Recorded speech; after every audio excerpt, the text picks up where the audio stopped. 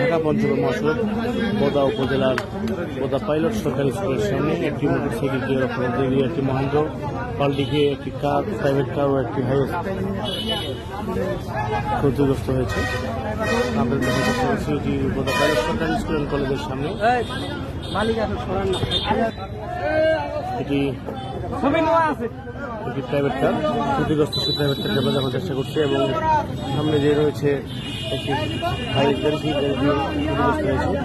বিষয়টি আমরা সরকারি জানতে পেরেছি যে একটি মোটরসাইকেলকে সামনে আশায় রক্ষা করার জন্য পাল্টি খেয়ে মহেন্দ্রটি এই প্রাইভেট কারটি ও একটি হাইওয়ে গাড়ি ক্ষতিগ্রস্ত হয়েছে। সেই ক্ষতিগ্রস্ত দেখার চেষ্টা করছিলাম।